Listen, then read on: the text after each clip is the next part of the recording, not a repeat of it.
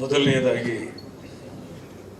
Print media ಹಾಗೂ electronic media ಎಲ್ಲ ನನ್ನ ಗೆಳೆಯರಿಗೆ ನನ್ನ ಹೃದಯಪೂರ್ವಕ ನಮನಗಳು. ಸ್ಪೆಷಲಿ ನಮಗೆ ಚಿತ್ರೋದ್ಯಮದವರಿಗೆ, ಸಿನಿಮಾದವರಿಗೆ ತಮ್ಮೆಲ್ಲರ ಆಶೀರ್ವಾದ ಸದಾ ಇರಬೇಕು. ಹಾಗೂ ನಿಮಗೆಲ್ಲ ಹೊಸ ವರ್ಷದ ಶುಭಾಶಯಗಳನ್ನ ಹೇಳ್ತಾ ಆ ಭಗವಂತ ನಿಮಗೆ ಆರೋಗ್ಯ ಭಾಗ್ಯ ನೀಡಲಿ ಅಂತ ನಾನು ಬೇಡ್ತೀನಿ.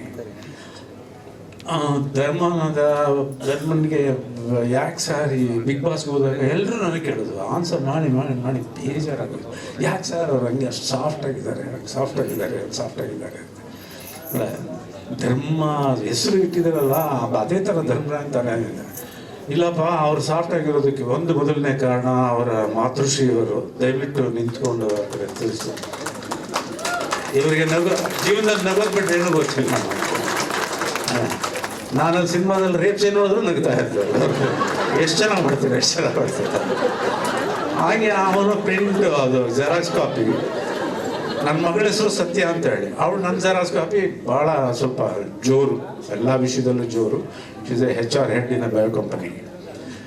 ಆಮೇಲೆ ಎಲ್ಲರೂ ಕೇಳಿದೆ, ನಾನು ಹೇಳಿದೆ ಏನಪ್ಪ ಮಾಡಲಿ, ನಾನು ಇವನು ಬಿಗ್ ಬಾಸ್ ಹೋಗ್ತಾನೆ ಅಂತ ಗೊತ್ತಿದ್ರೆ ದುರ್ಯೋಧನ ಅಂತ ಹೆಸರಿಡ್ತಾ ಇದ್ದೆ, ಅವಾಗ ಗೊತ್ತಾಗಲಿಲ್ಲ ನನಗೆ ಅಂತ ಹೇಳ್ಬೇಕು. ಇನ್ನೊಂದು ಪ್ರಾಬ್ಲಮ್ ಏನಾಗುತ್ತಲ್ಲ ಅಂದರೆ, ಅನುಷ್ ಅವ್ರು ಇರ್ಬೋದು, ಐಶ್ವರ್ಯ ಅವ್ರು ಇರ್ಬೋದು, ಗೌತಮಿ ಅವ್ರು ಇರ್ಬೋದು, ಈವನ್ ಜಗದೀಶ್ ಇರ್ಬೋದು, ನಮ್ಮ ಶಿಶಿರ್ ಇರ್ಬೋದು, ರಂಜಿತ್ ಎಲ್ಲರೂ ನಾವು ಪ್ರೀತಿಸ್ತಾರೆ. ಜಗಳ ಯಾರ ಜೊತೆ ಮಾಡ್ತಾನೆ ನಾನು? ಸೊ ಅವ್ರಿಬ್ರು ಯಾರು ಜಗಳ ಮಾಡ್ತಿದ್ದು ಮತ್ತೆ ಅವ್ರಿಗೆ ಇಷ್ಟೇ ಪಾಪ. ನಾನು ಹೇಳಿದ್ದೆ ಫಸ್ಟ್ ಒಂದು ವಾರ ಸೈಲೆಂಟಾಗಿರು, ಯಾರ್ಯಾರು ಏನೇನು ಹೇಳ್ತಾರೆ ಕೇಳ್ಕೊ. ಯಾಕಂದ್ರೆ ಈ ಬಿಗ್ ಬಾಸ್ ಅಲ್ಲಿ ಇರೋದೇ ಆ ಚಾಣಾಕ್ಷತನ.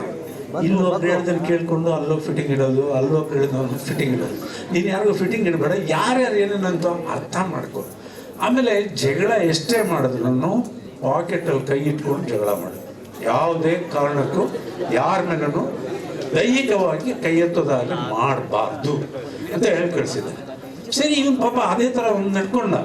ನನ್ನ ಕೇಳೋರಲ್ಲ, ಸರ್ ಸ್ವಲ್ಪ ನೀವು ಹೇಳುವ ಸರ್, ಓಪನ್ ಅಪ್ ಏನು ಓಪನ್ ಅಪ್? ನಾನು ಹೋಗಿ ಹೇಳೋಕ್ಕಾಗುತ್ತೆ ಓಪನ್? ಅದೇ ನನ್ನ ಪೆಪ್ಸಿನ ಇಲ್ಲ ಎಕ್ಸ್ಪೋರ್ಟ್ ಬಿಯರಾ? ಓಪನ್ ಅಪ್ ಅನ್ನೋಕೆ ಅಂತ ಹೇಳಿ ಹಾಗೆಲ್ಲ ಆಗಲ್ಲ. ಅವ್ನು ಸ್ವಲ್ಪ ನಾನೇ ಹೇಳಿ ಕಳಿಸಿದ್ದೀನಿ, ಸ್ವಲ್ಪ ಫಸ್ಟ್ 1 ವೀಕ್ ಕಾಮ್ ಆಗಿರು ಅಂತ ಹೇಳಿ ಅಂತೇಳಿ. ಇವ್ನು ನೋಡಿದ್ರೆ ಕಂಟಿನ್ಯೂ ಕಾಮ್ ಆಗಿದ್ದಾನೆ. ನಾನು ಹೇಳಿದ್ದೆ ತಪ್ಪಾಗೋಯ್ತಾ ಇವನಿಗೆ? ಏನು ಪಿತೃ ಪರಿಪಾಲಕ ದಶರಥ ಮಾತನ್ನ ಉಳಿಸೋಕೋದಕ್ಕೋಸ್ಕರ ರಾಮ ಕಾಡ್ಬೋದಂಗೆ ನನ್ನ ಮಾತು ಉಳಿಸೋಕ್ಕೋಸ್ಕರ ಸೈಲೆಂಟ್ ಆಗೋಗ್ಬಿಟ್ಟಿದ್ದಾರೆ ಅಂತ ಹೇಳಿ ಇಲ್ಲ. Anyway, he enjoyed staying in Bigg Boss. ಅವನು ಕೋಟ್ಯಾಂತರ ಜನಗಳ ಮನೆ ಗೆದ್ದಿದ್ದಾನೆ, ಹೃದಯನ ಗೆದ್ದಿದ್ದಾನೆ. ಅವನಿಗೆ ಇವಾಗ ಅವನು ಇಷ್ಟು ಪಿಕ್ಚರ್ ಮಾಡಿದ್ರು ಇಲ್ಲದಂತ ಅವ್ನು ಕೇಳ್ತಿದ್ದು ಒಂದೇ, ಸರ್ ನಿಮ್ಮ ಪಿಕ್ಚರ್ ನವಗ್ರಹ ನೋಡಿದ್ವಿ, ಬಾಕಿದ ಯಾಕೆ ನೋಡಲಿಲ್ಲ ಅಂತ ಎಲ್ಲ ಆ ಥರ ಇದ್ದಿದ್ದು. ಇವತ್ತು ಹೋದ ಕಡೆ ಎಲ್ಲ ನನಗೆ ಕೇಳ್ತಾರೆ ಅವರು, ನಾನು ಹೆಂಗಿದ್ದೀನಿ ಅಂತ ಕೇಳಲ್ಲ. ಸರ್ ಧರ್ಮ ಸರ್ ಚೆನ್ನಾಗಿ ಮಾಡ್ತಿದ್ದಾರೆ ಸರ್, ಚೆನ್ನಾಗಿ ಆಡ್ತಾ ಇದ್ದಾರೆ ಸರ್ ಅಂತೇಳಿ. ಆಯ್ತಪ್ಪ, ಆಡ್ತಾ ಇದ್ದಾರೆ, ನೋಡ್ತಾ ಇರಿ ಅಂತ ಹೇಳಿದ್ ನಾನು. ಟ್ರೈಲರ್ ನೋಡಿದೆ. ಇವತ್ತು ಅವನಿಗೆ ಯಾರಾದ್ರೂ ಚಾಕ್ಲೇಟ್ ಬಾಯ್ ಆಗಲಿ, ಕ್ಯಾಡ್ಬರೀಸ್ ಅಂತ ಕರೆಯೋದು ಇವತ್ತಿನ ನಿಂತೋಗ್ತದೆ ಅನ್ನೋ ನಂಬಿಕೆ ನನಗಿದೆ. ಅವನದು ಸುಮಾರು ಪಿಕ್ಚರು ನಾನು ನೋಡಿದಾಗ ನನಗೊಂದು ಸ್ವಲ್ಪ ತೃಪ್ತಿ ಇಲ್ಲದೇನೆ, ಅವನಿಗೆ ಹೇಳೋಕ್ಕೂ ಆಗ್ದೇನೆ ನಾನು ಸುಮ್ಮನೆ ಇದ್ದೀನಿ. ಆದರೆ ಇವತ್ತು ನಾನು ಹೃದಯದಿಂದ ಹೇಳ್ತಾ ಇದ್ದೀನಿ, ಡೈರೆಕ್ಟ್ರು ಮೊದಲು ಅವನದು ಮಮತಾಜ್ ಫಿಲ್ಮ್ ಅವರೇ ಡೈರೆಕ್ಟ್ ಮಾಡಿದ್ದು. ಡೈರೆಕ್ಟ್ರು ಚೆನ್ನಾಗಿ ಕೆಲಸ ಮಾಡಿದ್ದಾರೆ. ಆ್ಯಂಡ್ ಸುರೇಶ್ ಅವರು ಹಣ ಖರ್ಚು ಮಾಡಿ ಜೊತೆ ಕೆಲಸನೂ ಮಾಡಿ ಸಿನಿಮಾ ಚೆನ್ನಾಗಿ ಬರಬೇಕು ಅಂತ ಅವ್ರು ಮಾಡಿದೆ. ಅವರಿಬ್ಬರನ್ನೂ ಅರ್ಥ ಮಾಡಿಕೊಂಡು ಹೀರೋಯಿನ್ ಆಗಿರ್ಬೋದು, ಧರ್ಮ ಆಗಿರ್ಬೋದು, ಬೇರೆ ಕಲಾವಿದರೆಲ್ಲ ಅವರವರಿಂದ ಏನೇನು ಕೊಡುಗೆ ಕೊಡಬೇಕು ಚಿತ್ರಕ್ಕೆ, ಒಂದು ಒಳ್ಳೆ ಚಿತ್ರ ಆಗಲಿಕ್ಕೆ ಅದನ್ನೆಲ್ಲ ಕೊಟ್ಟಿದ್ದಾರೆ. ಮ್ಯೂಸಿಕ್ ಡೈರೆಕ್ಟರ್ಸ್ ಪ್ರವೀಣ್ ಅವರು, ಇನ್ನೊಬ್ರು ಯಾರು ಇದ್ದಾರೆ, ಅವರು ಸ್ವಲ್ಪ ಅವ್ರದ್ದು ಒಂದು ಸ್ವಲ್ಪ ಇದಿದೆ ಅಂತ ಕಾಣುತ್ತೆ. ಅವರಿಗೆ ದೇವ್ರು ಒಳ್ಳೇದು ಮಾಡಲಿ. ಒಳ್ಳೆ ಇದನ್ನು ಕೊಟ್ಟಿದ್ದೀರಾ ನೀವು ಮ್ಯೂಸಿಕ್ನ, ನಿಮಗೂ ದೇವರು ಒಳ್ಳೇದು ಮಾಡಲಿ. ಎಲ್ಲದಕ್ಕಿಂತ ಮುಂಚೆ ದುಡ್ಡು ಹಾಕಿರೋ ನಿರ್ಮಾಪಕರಿಗೆ ಒಳ್ಳೇದಾಗಲಿ. ಯಾಕಂದರೆ ಮುಂದಿನ ಚಿತ್ರ ನಾವು ಇರ್ತೀವೋ ಇಲ್ವೋ, ಇಲ್ಲ ಧರ್ಮ ಇರ್ತಾನೋ ಇಲ್ವೋ, ಆದರೆ ಅವರೊಂದು 100 ಕುಟುಂಬಗಳನ್ನ ಸಾಕ್ತಾರೆ ಅವರು. ಅಂಥ ನಿರ್ಮಾಪಕರುಗಳು ನಮಗೆ ಬೇಕು.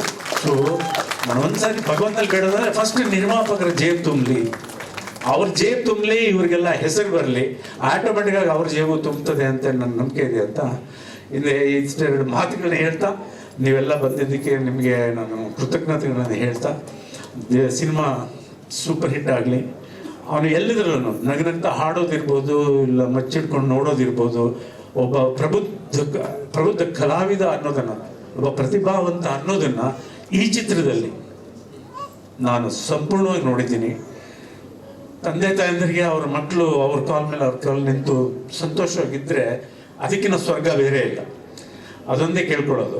ನಾನು ಭಗವಂತನಲ್ಲಿ ಕೇಳೋದು ಅಷ್ಟೇ. ನಾನು ಎಷ್ಟೇ ಪೂಜೆ ಮಾಡಿದ್ರು ಏನೇ ಮಾಡಿದ್ರು ಒಂದೇ ಹೇಳೋದು ಲಾಸ್ಟಲ್ಲಿ, ಸರ್ವಜನೇ ಸುಖಿನೋ ಭವಂತು. ಆದರೆ ಈಗೀಗ ಒಂದು ಸ್ವಾರ್ಥ, ಗುರು ಧರ್ಮಕ್ಕೆ ಒಂದು ದಾರಿ ತೋರಿಸ್ಬಿಡಪ್ಪ, ಒಂದು ಸುಮ್ಮನೆ ಹಂಗೆ ಒಂದು ಚಕ್ ಅನ್ನಿಸ್ಬಿಡು. ಒಂದು IPLನಲ್ಲಿ 50 100 ಹೊಡೆದ್ಬಿಟ್ಟು 5-6 ವರ್ಷ ಆರಾಮಾಗಿರ್ತಾರಲ್ಲ, ಆ ಥರ ಅವ್ರಿಗೊಂದು ಚಾನ್ಸ್ ಕೊಟ್ಬಿಡು ಅಂತ ಭಗವಂತನಲ್ಲಿ ಬೇಡ್ತಾ ಇರ್ತೀನಿ. ನಿಮ್ಮೆಲ್ಲರ ಆಶೀರ್ವಾದ ಅವನ ಮೇಲೆ ಇರಲಿ ಅಂತ ಕೇಳ್ಕೊಂಡು, ಎಲ್ರಿಗೂ ಅದರಲ್ಲೇ ಆ್ಯಕ್ಟ್ ಮಾಡಿರೋ ಕಲಾವಿದರಿರ್ಬೋದು, ನಾಯಕ ನಟಿ ಇರ್ಬೋದು, ಕೆಲಸ ಮಾಡಿದವ್ರು ಇರ್ಬೋದು, ಆಮೇಲೆ ಬಿಗ್ ಬಾಸ್ನಲ್ಲಿ ಅವನಿಗೆ ಜೊತೆಯಲ್ಲಿ ಅಲ್ಲಿ ಟಾಸ್ಕ್ಗಳನ್ನ ಮಾಡಿದಂಥ ಕಿತ್ತೂರು ರಾಣಿ ಚೆನ್ನಮ್ಮಂತಹ ಒಬ್ಬ ಉಳ್ಕೊಂತಾರೆ, ಎಲ್ಲರೂ ಇದ್ರು. ಇರೋದು ಒಂದು ಸ್ವಲ್ಪ ಸಾಫ್ಟಾಗಿದ್ದು ನನ್ನ ಮಗ ಶಿಶಿರು ಸ್ವಲ್ಪ ಕೂಗಾಡಿದ್ರು ಅದನ್ನು ಲೆಕ್ಕಾಚಾರದಿಂದ ಒಳ್ಳೆ ಸಂಸ್ಕೃತವಾದ ಪೂಜಾರಿ ಥರ, ಯಾಕೆ ಹೀಗೆ ಮಾಡ್ತಾ ಇದ್ದೀರಾ ನೀವು, ಹೀಗೆಲ್ಲ ಮಾಡೋದು ತಪ್ಪಾಗಲ್ವಾ ಅಂತ ಅವಳು ಭಾಳ ಡೀಸೆಂಟಾಗಿ ಎಗರಾಡ್ತಾ ಇದ್ರು. ಅದು ನನಗೆ ಅದು ಭಾಳ ಇಷ್ಟ ಆಗ್ತಾ ಇತ್ತು. Is a very good artist, very good dancer, all the best, god bless. ಒಳ್ಳೆ ಪ್ರತಿಭಾ, ಥ್ಯಾಂಕ್ ಯು ವೆರಿ ಮಚ್. ನಾನು ಅವರು ಒಂದು ಸಿದ್ಧಲಿಂಗೇಶ್ವರ ಮಹಾತ್ಮೆ ಅನ್ನೋದರಲ್ಲಿ ಇಬ್ಬರು ಜೊತೆಯಲ್ಲೇ ಆ್ಯಕ್ಟ್ ಮಾಡಿದ್ವಿ. ನಾನು ಮಹಾರಾಜ, ಇವರು ಬಂದು ನನ್ನ ಹತ್ರ ಅದು ಇದು ಬೆಳ್ಕೊಳ್ಳೋ ಆ ಥರದ್ದು ಒಳ್ಳೆ ಚೆನ್ನಾಗಿತ್ತು. ಹಾಡುಗೀಡು ಹೇಳ್ಕೊಂಡು ಎಲ್ಲ ಮಾತೆತ್ತಿದ್ರೆ ಪಾಪ ನಿಮ್ಗೆ ಏನು ತಂದುಕೊಡ್ಲಿ, ಊಟ ತರೋದು, ತಿಂಡಿ ತರೋದು ಎಲ್ಲ ಒಳ್ಳೆ. ಅಲ್ಲಿ ಹೆಣ್ಮಕ್ಳು, ನಾನು 5 ಜನ ಹೆಣ್ಮಕ್ಳು ಬೇರೆ ಅದರಲ್ಲಿ. ನಾನೊಬ್ಬ ಮಹಾರಾಜ, ಮಲ್ಲಿಕಾರ್ಜುನ್ ಅಂತ ಹೇಳಿ, ರಾಜ ಮಲ್ಲಿಕಾರ್ಜುನ ಅಂತ ಹೇಳಿ 5 ಜನ ಹೆಣ್ಣು, ಅವರೆಲ್ಲ ನನ್ನ ನಿಜವಾದ ನನ್ನ ಮಕ್ಕಳ ಥರನೇ ನನ್ನನ್ನು ನೋಡಿಕೊಂಡ್ರು. I am very grateful to you. God bless. Thank you.